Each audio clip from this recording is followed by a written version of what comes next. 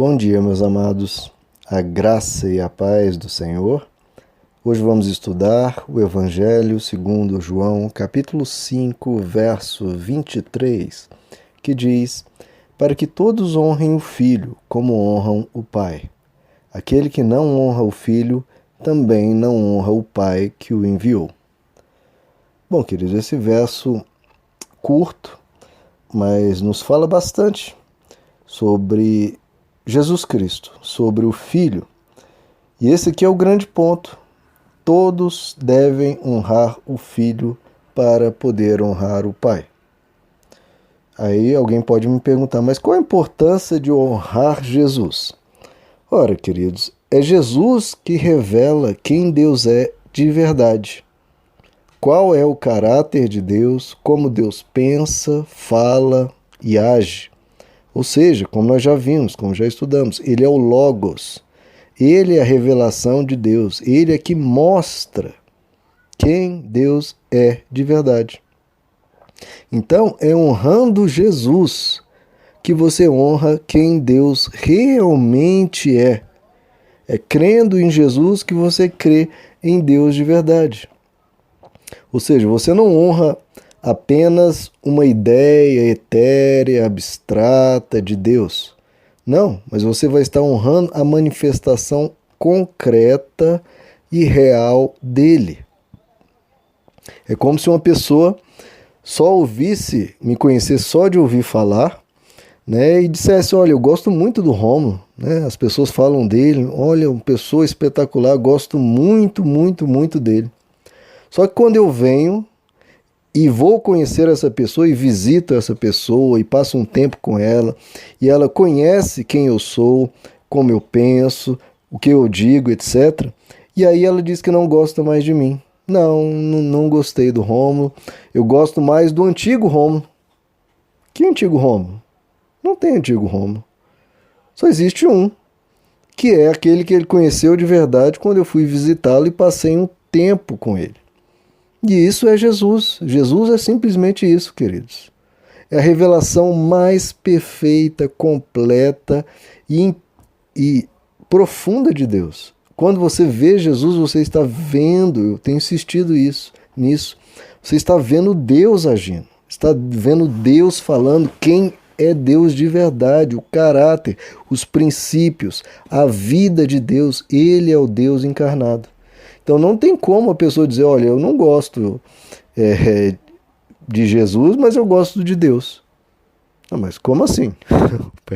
É Jesus que mostra quem Deus é de verdade. O antigo pensamento que você tinha de Deus é um pensamento equivocado. Ele, Jesus, que é a manifestação de Deus. Então não tem como, esse verso diz isso e é muito simples, não tem como honrar ao Pai sem honrar o Filho. Se você não honra o Filho, você também não honra o Pai, porque você não está honrando quem o Pai é. No Salmo 2, verso 12, já diz isso, olha, beije o Filho, bem-aventurados todos os que nele confiam. Em Hebreus capítulo 1, é um capítulo que honra bastante ao Filho, e ele faz inclusive uma comparação entre o Filho de Deus, Jesus, e os anjos. E ele diz, Jesus foi feito tanto mais excelente do que os anjos, quanto herdou mais excelente nome do que eles. Pois a qual dos anjos jamais disse, tu és o meu filho? E outra vez, eu lhe serei pai e ele me será filho. E outra vez, ao introduzir no mundo o primogênito, diz, e todos os anjos de Deus o adorem.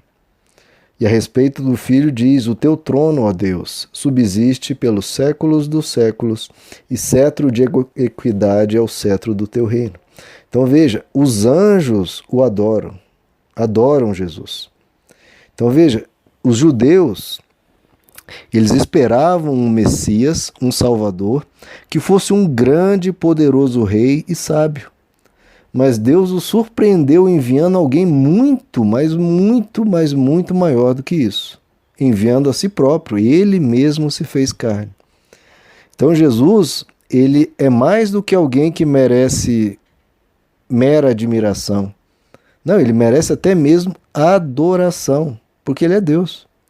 Então até os anjos de Deus o adoram. Os anjos, quando apareceram, né, aos pastores, lá em Lucas capítulo 2, quando Jesus estava nascendo em Belém, eles aparecem aos pastores e dizem: nasceu em Belém o Salvador, que é Cristo, o Senhor. Os anjos o chamam de o Senhor. 2 Pedro capítulo 3 diz: cresçam na graça e no conhecimento do nosso Senhor e Salvador Jesus Cristo.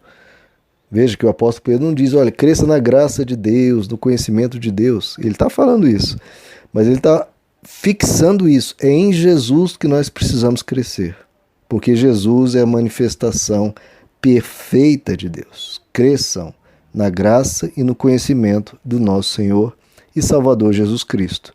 E ele conclui: a Ele, a Jesus, seja a glória, tanto agora como no dia eterno. Amém. Precisamos e devemos adorar a Jesus. É por isso que Jesus diz em Lucas 12: eu vos digo que todo aquele que me confessar diante dos homens, também o Filho do Homem o confessará diante dos anjos de Deus. Mas quem me negar diante dos homens será negado diante dos anjos de Deus. Ora, porque isso é óbvio, né, queridos? Quem está negando Jesus, como já falamos, não está meramente negando um sábio, um profeta, né, um rabino. Não, está negando Deus. A pessoa está dizendo: não, se isso que é Deus, eu não quero. Então ele está negando o próprio Deus, porque Jesus é o Deus encarnado. E o que ele está negando? Que Jesus é? Está negando amor, está negando misericórdia, está negando compaixão, está negando a bondade, está negando a mansidão, está partindo para outras coisas. Talvez os judeus queriam um Deus diferente, mas não existe um Deus diferente. Esse é o ponto, não existe. O Deus que existe é o Deus que é amor revelado em Jesus Cristo. E é isso que, quando os cristãos entendem isso, queridos, eles abandonam qualquer pretensão de viver uma vida fútil, tola e simplória. Romanos 14, por exemplo, diz que nenhum de nós vive para si e nenhum morre para si. Pois se vivemos, para o Senhor vivemos. Se morremos, para o Senhor morremos. De sorte que, quer vivamos, quer morramos, somos do Senhor. Porque foi para isso mesmo que Cristo morreu e tornou a viver, para ser Senhor, tanto de mortos como de vivos. Veja que o apóstolo Paulo mostrando como os cristãos entenderam quem Jesus é. Quem entende quem Jesus é diz: Ele é o Senhor, tanto de vivos quanto de mortos. Se eu vivo, Ele é o meu Senhor. Se eu morrer, eu morro tendo Ele como meu Senhor. Eu vivo para Ele, morro para Ele, estou o tempo todo nele, porque Ele é o meu Senhor. Eu não vivo mais para mim. E se eu morrer, eu morro debaixo do que Ele quer, da soberania dEle, e eu digo simplesmente amém. Porque se eu vivo para Ele. Se eu morro para Ele. Eu sou dEle. Ele é o meu Senhor. Isso é entender o que está acontecendo com a mensagem cristã. E semelhantemente, ele diz em 2 Coríntios capítulo 5, o amor de Cristo nos constrange. O amor de Deus revelado em Cristo muda toda a minha visão de mundo, mudou tudo. O mundo passou a ser outro. Me constrangeu, me transformou, me mudou. Ele mudou tudo. O amor de Cristo nos constrange, me move, me impele, me transforma, me faz pensar diferente. E o que ele muda? Ele faz cada um de nós pensar da seguinte forma: se um morreu por todos, logo todos morreram. E ele morreu por todos, para os que vivem, não vivam mais para si, mas para aquele que por eles morreu e ressuscitou. Quem se entrega ao Evangelho e reconhece Jesus como seu Senhor, acontece isso, queridos. Não vivem mais para si mesmos, mas para aquele que por eles morreu e ressuscitou. Isso é honrar Jesus. Eu não vivo mais de acordo com a minha mente. Tal coisa eu acho que é certo, tal coisa. Não.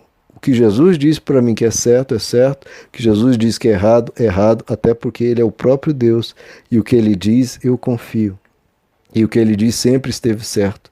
E eu vou viver a minha vida seguindo os passos dele. E tudo isso conclui simples o que Jesus diz, queridos, em João 15. Aquele que me odeia, odeia também ao Pai, porque nós somos um, eu sou a manifestação dele. Então não tem como ser diferente. Então tudo isso, queridos, mostra a absoluta igualdade entre o Filho e o Pai. O Filho de Deus só recebe adoração porque ele é Deus. Adorar uma criatura é idolatria. Mas se Cristo deve ser honrado e deve ser adorado, ele não é criatura, mas é o Criador. Estamos diante de Deus, querido. Já falei isso inúmeras vezes. Quando estamos lendo aqui, não é uma história de uma pessoa especial, estamos lendo a história de Deus na terra. Ele andou entre nós. Em Apocalipse capítulo 5, e eu fecho esse estudo de hoje, um texto belíssimo que diz: logo que tomou o livro, isso nos últimos tempos, os 4 seres viventes e os 24 anciãos prostraram-se em adoração diante do Cordeiro, que é Jesus, tendo cada um deles uma harpa e taças de ouro cheias de incenso, que são as orações dos santos, e cantavam um cântico novo, dizendo a Jesus: digno és de tomar o livro e de abrir os seus selos, porque foste morto, e nos compraste para Deus com teu sangue, homens de toda tribo, língua, povo e nação, e nos fizestes para o nosso Deus reis e sacerdotes, e reinaremos sobre a terra. O apóstolo João diz: e olhei e ouvi a voz de muitos anjos ao redor do trono, e dos seres viventes e dos anciãos.